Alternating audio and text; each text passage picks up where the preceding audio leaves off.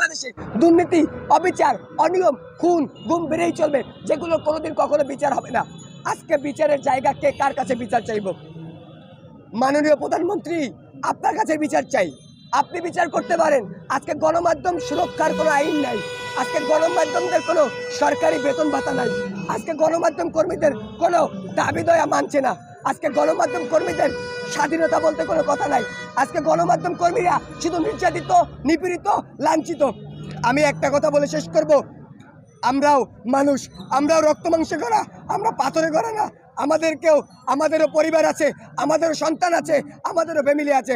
আমরা বলতে চাই, আমি যদি মারা যাই, আমাকে যদি হত্যা করা হয়, তাহলে আমার বিচারটা যখন পাবে না, আমার পরিবার না খেয়ে মারা যাবে, আমার পরিবারের দিকে তাকানোর মতন সুযোগ থাকবে না। সেই জায়গা থেকে আপনাদের প্রত্যেককে বলতে চাই, আমরা সচেতন মহলকে বলতে চাই, আপনারা আমাদের পাশে দাঁড়িয়ে পড়ুন, আমাদের সাথে প্রতিবাদ করুন।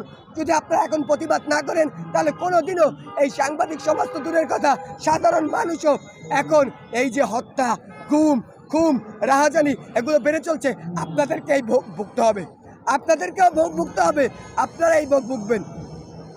আমি একটা কথাই আপনাদেরকে বলতে চাই, প্রতিবাদ করুন, যার জায়গা থেকে সে প্রতিবাদ করুন।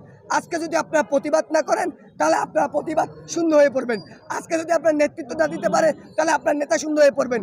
আজকে যদি আপনার কথা না বলতে পারেন, তাহলে আপনারা বাক স্বাধীনতা হরণ করেছেন। আজকে আপনাদের কথা বলতেই হবে। আজকে যদি আপনার কথা না বলেন, আজকে সাংবাদিক নয়নের পক্ষে কথা বলেন, কালকে আপনার জন্য আমরা কথা বলবো, আপনার জন্য আমরা কলম লড়াবো, কালকে আপনার জন্য আমরা প্রতিবাদ করব। তাই গণমাধ্যম কর্মীদের উপরে হামলা, মামলা, নির্যাতন, এদেরকে আপনারা যেমন খুশি তেমন মনে করেন। আজকে গণমাধ্যম কর্মীদেরকে মূল্যায়ন করছেন না। এক সময় গণমাধ্যম কর্মীরাই আপনাদের যেমন দায়িত্ববোধ পালন করেছে, আজকেও তেমনটি বাংলাদেশে প্রতিচ্ছবি পালন করে। আজকে গণমাধ্যম কর্মীরা আছে বিদায় আপনারা সংবাদ পান, ঘরে বসে সংবাদ নেন। আপনারা গণমাধ্যম কর্মী আছে বিদায় আপনি আপনার ফ্যামিলি একসঙ্গে বসে সেই গণমাধ্যম কর্মীর সংবাদ পড়তে পারেন। কোথায় কোথায় আপনাদের অহংকার থাকবে? আপনি তো মানুষ। আপনি যদি মানুষ হয়ে থাকেন, তাহলে আসুন প্রতিবাদ করি, আসুন একজন সাংবাদিকের পাশে দাঁড়াই, আসুন আমরা সচেতন মহল প্রতিবাদ গড়ে তুলি।